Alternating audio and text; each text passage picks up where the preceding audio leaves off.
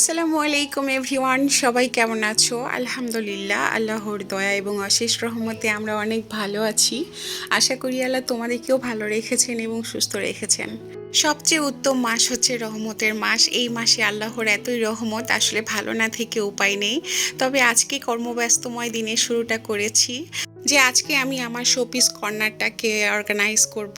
অনেক দিন ধরে ভাবছিলাম যে আসলে কবে যে আমি এটাকে ক্লিন করতে পারবো, কেননা অনেক দিন হয়ে গিয়েছে, প্রায় 2-3 মাস তারও বেশি হবে যে আমি এটা আসলে ক্লিন করিনি অনেস্টলি বলতে। প্লাস হচ্ছে যে আজ না কাল, কাল না পরশু, বা এই সপ্তাহে করব, ওই সপ্তাহে করব, সময়ের কারণে একমাত্র আসলে অলসতা করে যে করিনি তা না, মনে হয়েছে যে আসলে ফ্রি একটা যে সময়, সেই সময়টা আমার কাছে ছিল না। আর যেহেতু এখন আলহামদুলিল্লাহ যে একটু সময় আছে, যেহেতু দুপুরে রান্নাটা নেই, প্লাস হচ্ছে যে আমি আজকে মাইন্ড সেট আপ করেই নিয়েছিলাম যে না, আজকে আমি শোপিস কর্নারটাকে একদম ফুল ক্লিন করেই ছাড়বো।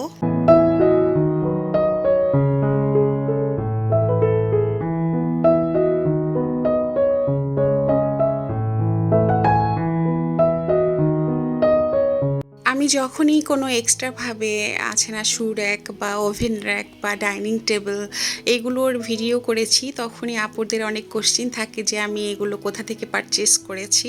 তো আমি আগেই বলে দিই, আমার এই শোপিস কর্নারটা কিন্তু পার্টেক্স থেকে নেয়া। আমার শোপিস কর্নারটা আর আমার বাসার সোফাগুলো দুটোই পার্টেক্স থেকে নেয়া, একই দিনে নিয়েছিলাম।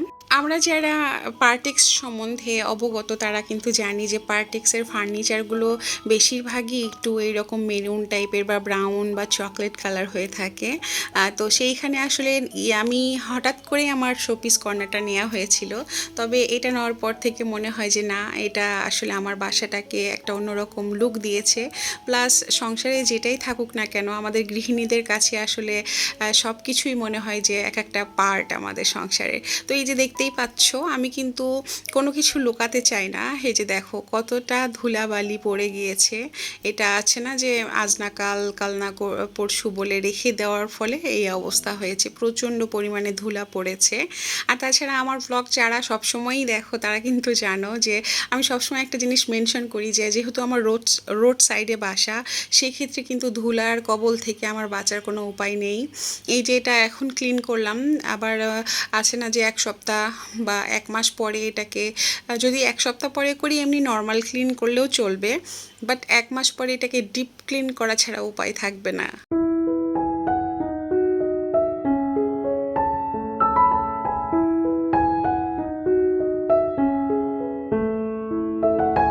আর এই শোপিসগুলোর কথা কি বলবো, এগুলো আসলে অনেক জায়গা থেকে কালেক্ট করা, কক্সবাজার, সাজেক, দিল্লি, ইন্ডিয়া, বাংলাদেশ সব কিছুরই আসলে কেনা। তবে ম্যাক্সিমাম জিনিসগুলো এখানে কিন্তু আমার, যদি বলি যে হ্যাঁ কোয়ান্টিটি বিষয়টা যদি মেনশন করি তাহলে বলবো যে আড়ংয়ের অনেক আইটেম আছে এখানে সবচেয়ে বেশি।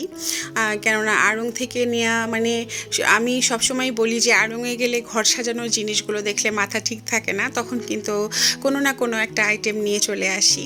তো আমার আড়ংয়ের কিন্তু শপিং ব্লগ আমার চ্যানেলে আছে, যারা দেখোনি অবশ্যই দেখে নিও। ধানমন্ডির নতুন আউটলেটেরও আছে, উত্তরা আড়ংয়েরও আছে, সবগুলো আছে। এই তো এই নৌকাটাই ধরো, এটা হচ্ছে আড়ং থেকে নেয়া, বা হর্সগুলো দেখতে পাচ্ছ, ঘোড়াগুলো, সেগুলো আড়ং থেকে নেয়া। অনেকগুলো আইটেম আছে এখানে যেগুলো আমি আড়ং থেকে নিয়ে এসেছি।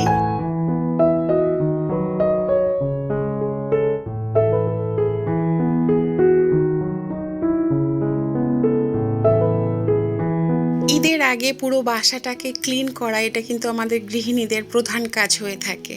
তো সেইখানে এগুলো কাজ যদি আমরা না করি, সেখানে কিন্তু একেবারেই চলে না। আমি অলরেডি আমার সোফার কাভার থেকে জানালার পর্দা, আমার হচ্ছে দোলনার কাভার, সব কিছু চেঞ্জ করা হয়ে গিয়েছে। ইচ অ্যান্ড ক্লিন বলা চলে। তো মানে আমার বাসাটা এখন আছে না যে ঈদের জন্য একদম রেডি, ফুল রেডি করে ফেলেছি, যেহেতু সময় একেবারেই নেই আমাদের।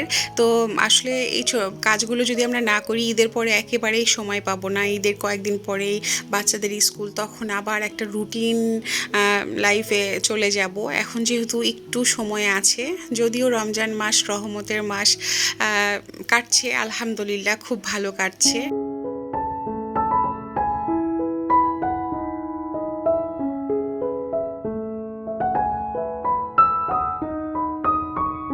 ভিডিওর এই পর্যায় পর্যন্ত যারা আমার সাথে আছো এখনও, আমি আশা করব তোমাদের ভিডিওর যে কোনো একটা পার্ট যদি ভালো লেগে যায়, চ্যানেলটা সাবস্ক্রাইব করে আমার সাথে থেকো, ভিডিও সম্পর্কে মতামত জানিও, এবং ভিডিওতে যদি লাইক না দিয়ে থাকো অবশ্যই লাইক দাও। তোমাদের এক একটা লাইক কিন্তু আমার জন্য খুবই ইম্পর্টেন্ট। আসলে এই কষ্টটা করছি, যখন তোমাদের ভালোবাসা পাই তখনই কিন্তু আমাদের ভালো লাগে এবং অনেক মোটিভেট হই নেক্সট ভিডিওটা শেয়ার করার জন্য। ঈদে আমি কোথা থেকে শপিং করেছি, কি শপিং করেছি, অনলাইন থেকে বলো, শপিং মল থেকে, সব কিছু শেয়ার করেছি। যারা সেই ভিডিওগুলো দেখোনি অবশ্যই দেখে নিও। আর এই মগগুলো মানে আমার বড় ছেলের আছে, ছোট ছেলের এবং তাদের বাবার। এটা হচ্ছে ডেফোডিল, আমার ছোট ছেলের স্কুল থেকে দেয়া। তারপর তানজিমুল উম্মা, ওটা হচ্ছে যে আমার বড় ছেলের। কিছু কিছু কাজ থাকে যেগুলো আসলে আমরা প্রতিদিন র্যান্ডম করে থাকি না, উইকলি করি বা মান্থলি করি। তো সেইখানে এই কাজগুলো সত্যি এখন করে রাখলে ঈদের পরে কয়েকটা দিন অন্তত স্বস্তিতে কাটাতে পারবো। তো আমি প্রত্যেকটা আইটেম সুন্দর করে ক্লিন করে নিচ্ছিলাম। আর এই ব্যাংকটা কিন্তু আমার খুব মানে পছন্দের একটা ব্যাংক, ছোট্ট একটা কিউট ব্যাংক। এখানে কিন্তু কোনো টাকা পয়সা কিছুই রাখি নাই। নিয়ে আসার পরে আমার এত ভালো লেগেছে, তো আমি এটাকে শোপিস হিসেবেই ইউজ করি।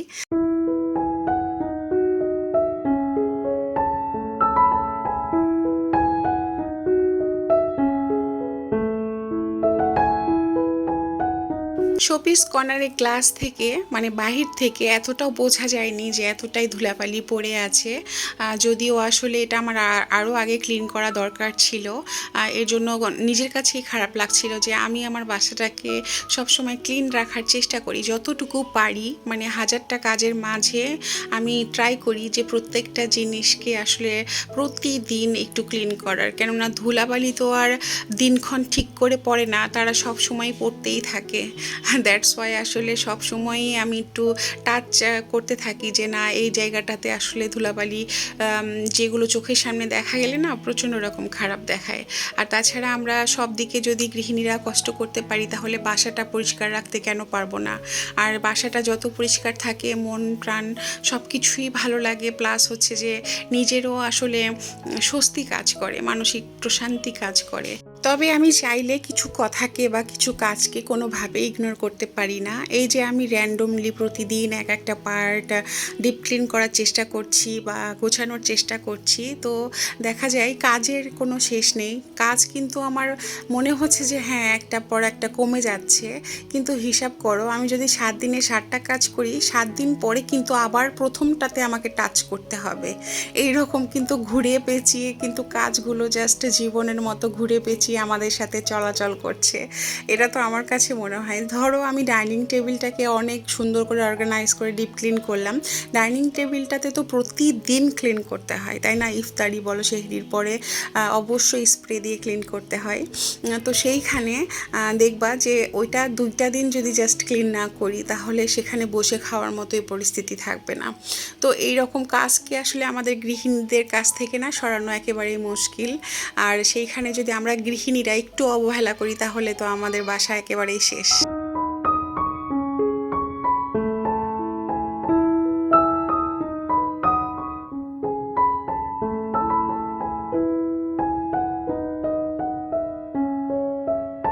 এই তো আমি গ্লাস ক্লিনার দিয়ে বাইরে ভিতরে একদম অল ক্লিন করে নিয়েছি। সেগুলো আর শেয়ার বেশি একটা করলাম না, তাহলে ভিডিওটার আসলে লেন্থটা বড় হয়ে যায়। আর ক্লিন করার পরে না একদম চকচক করছে, দেখতে কিন্তু বেশ ভালো লাগছিল। তো এগুলো এখন জাস্ট সাজানোর পালা, যেটা যেখানকার সেখানে সেট আপ করবো।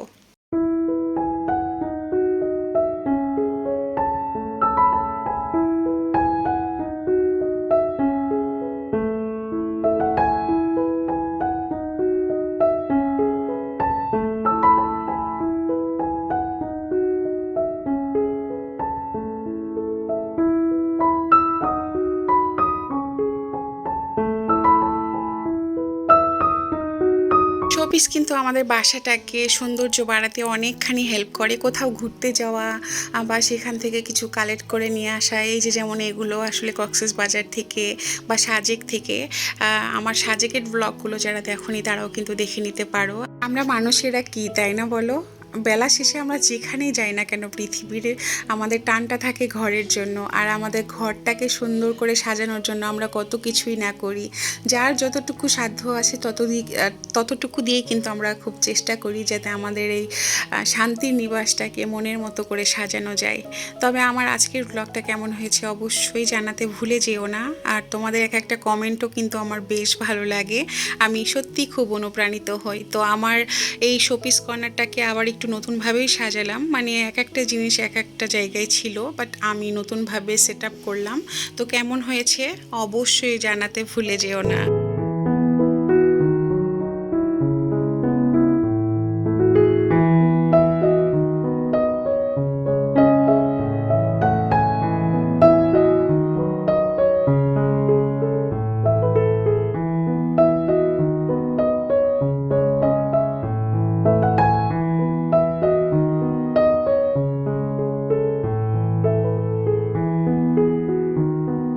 যত্ন, চেষ্টা ও ভালোবাসা থেকে কিন্তু সবই সম্ভব। আসলে সংসারটা আমাদের গৃহিণীদের কাছে একমাত্র সম্বল, যেটাকে নিয়েই কিন্তু আমরা মৃত্যু পর্যন্ত কেটে যায় আমাদের জীবন। আমাদের সংসারটাকে আমরা এতটাই ভালোবাসি, যার মধ্যে থেকে আমাদের কখনোই কোনো সময় বিরক্ত বোধ হয় না।